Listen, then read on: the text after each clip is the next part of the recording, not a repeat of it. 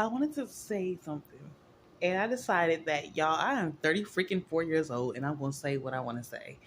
I don't have a popular opinion. I do consider myself to be a more conservative person.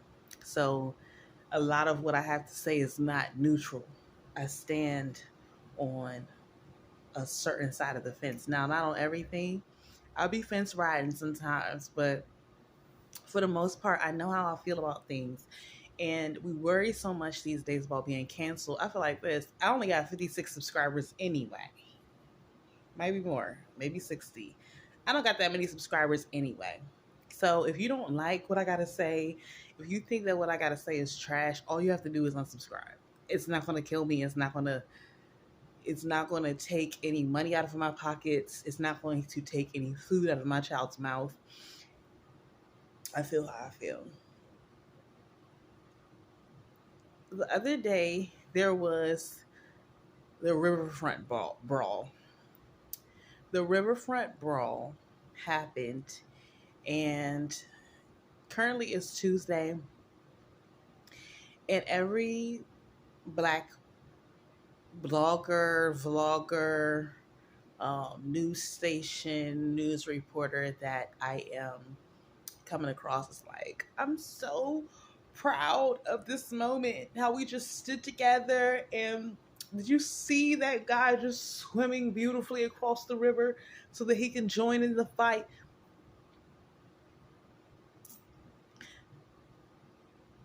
It was, I've just been seeing like black people celebrating.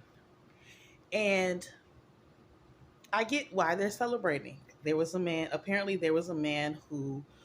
black man who was just doing his job, and some white people got disrespectful, and it turned into, I'm doing this for my ancestors. Um, some white people jumped on him. It was like 5 on 1, and the whole city broke out and fought for this man. And that is a beautiful thing. But I kind of looked at it in a different perspective. Y'all, what I saw a spirit of chaos. I saw deeply ingrained indoctrination break out. I saw a spirit of violence take over like a tornado. Y'all, and now you're hearing stories about how like people's businesses are closing up. There are um, allegations that possibly a person involved in the fight was actually the sister of a government worker, which means that somebody's head is going on a chopping block. Um, Extreme acts of violence. People lost control, and there were children there. These people were professionals, and most of them looked really old. Not old, but they looked like grown. These people looked like they was old. All of these people looked like they was over 30 years old. Most of them. I was in church this Sunday, and we were talking about how there's a Bible verse that says that the enemy comes to steal, kill, and destroy.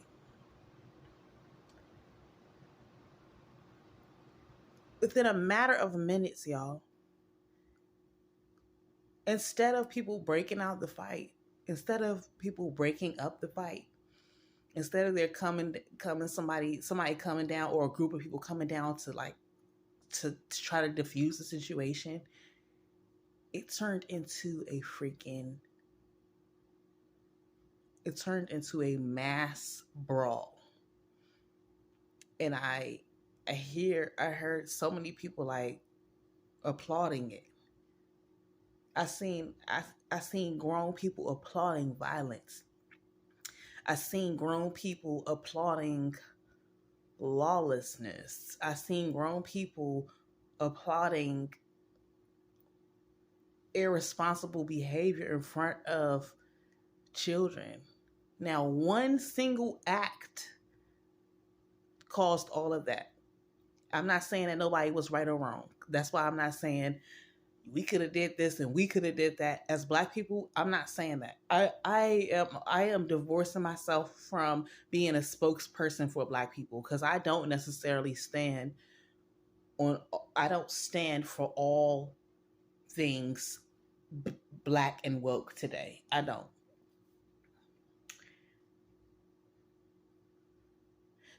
Y'all, in a moment, in an instant, the devil is waiting to get an opportunity to take everything from you.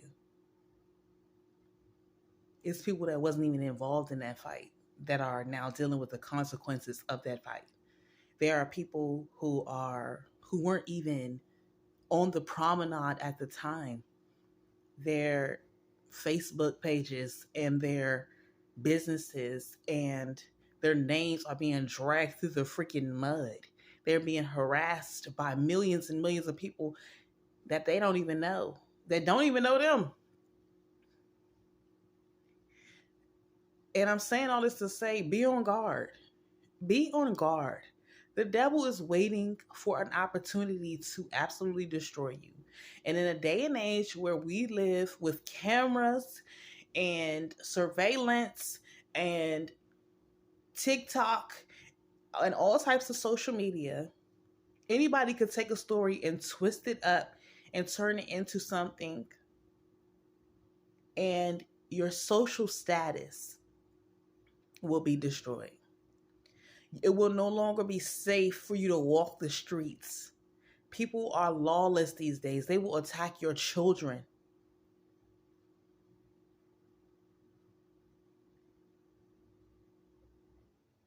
Watch out. Now, this is my message for Black people. Watch out for when you lose control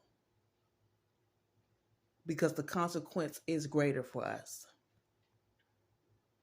I know that there are situations where we have the right baby, but mama, like my mama said, just because you can does not mean that you should.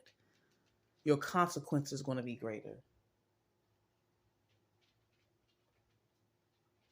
Your generational consequence is going to be greater. And while it shouldn't, I deal in reality. And the truth is, if I go out here and I beat someone up today or tomorrow, anytime. If I go and beat up a child for beating up my child, I could literally have my life destroyed. I could become blackballed in society. Not just in, where I can't get a job, but like where I can't walk the streets. People are leaking phone numbers. People are leaking where your children go to school. They're leaking your address. It's not safe out here no more. And that's not saying don't take a stand for something. But govern yourselves accordingly, y'all. And this is for everybody. Govern yourself accordingly. It only takes a moment at this time. They talk about like first impressions are lasting impressions. It's no longer a thing where somebody heard about you. Somebody can literally take a snippet of your life, a snippet of your day. I could go and cuss out the gas station lady because she shorted me my money and called me a B word. And somebody would literally take that little snippet of what I said, twist it around and put it on social media, and I will be the one to deal with the consequence. We don't wrestle against flesh and blood. We do not wrestle against flesh and blood. It's spirit behind everything. And a lot of what we listen to, a lot of what we steep ourselves in is starting to come out. This vengeance that we have towards each other. You don't realize that you're a pawn in a chess game. In society's chess game, you are a pawn. When you are focused and you have an innate hatred of someone because of the color of their skin, you are a pawn in society's chess game. We got to look beyond someone's heritage. We got to look beyond someone's skin color and see what's the spirit behind this person. What's the spirit behind this situation? When I saw that, I saw how this fight is going to be, it's going to affect generations. And while people are getting their life and getting views and getting paid talking about this, it's children involved. It's children whose parents are losing their jobs right now and not going to be able to feed their freaking kids. It's parents who are going to have to take their children out the school system because of what they participated in or what they was perceived to be participating in. It's just crazy. And I feel sad, honestly. I feel sad that we live in a society where, yeah, your enemy, he knows how to attack you. And with a lot of us as we are today, we are all very, very, very, we are on pins and needles emotionally. We're on pins and needles emotionally. And it's just, we're like a ticking, most people are a ticking time bomb. And it doesn't mean that something that's ever even, you could have never even had an experience that shook you like that. But you have literally been indoctrinated by social media.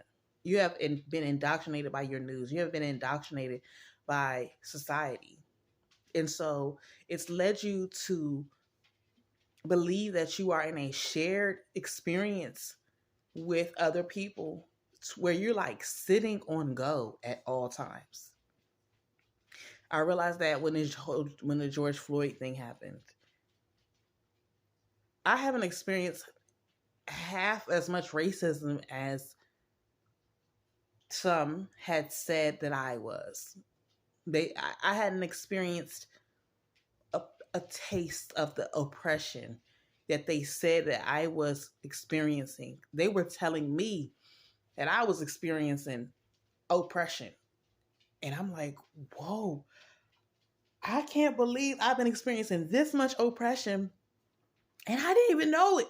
I was enraged until I got my mind together and realized, hold on, wait. Let me go over my own life. Let me inventory my own life. And I'll tell you what I've experienced.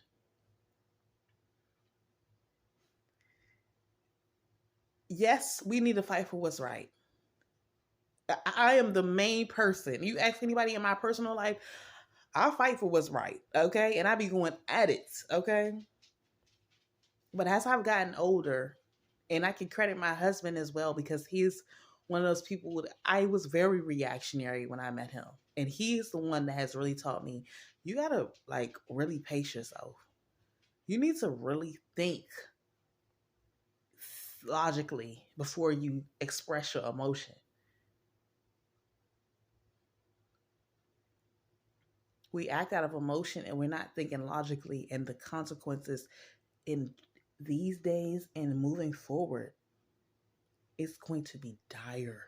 The consequences of our emotional impulses are going to be dire. Could you imagine being socially blackballed? Not just I can't get a job in this city and so I need to move to another city. It's my face. It's all over everything. People know me. I can't walk down the street. I can't take my child to school because now my child is being ridiculed. I can't park in a parking lot because my car is going to get vandalized. I am afraid to go to sleep at night and I got guns all over the place because I am afraid that someone is going to burglarize my home and try to assault me. These are the times we living in, y'all. So take a stand, but take a stand with logic. Please, let's stop acting out of our emotions. That's like the main message. Know that the devil is waiting on an opportunity to destroy you. And these days, it's not going to take much. It's not going to take much at all. It's going to take one quick impulse. And the thing about it is, it's little things that irritate us. It's little things that start to infiltrate our psyche to the point where one incident can happen and we're going to take out every Every little those little incidences that have been leading up, we're gonna take it. It's like a ticking time bomb. And I hope you can understand what I'm saying. It's serious out here. We living in the last days, and the spirit of death is heavy on this earth. If you are spiritually inclined, you can feel it. The enemy is taking out people in droves, and he's taking you out by your own actions.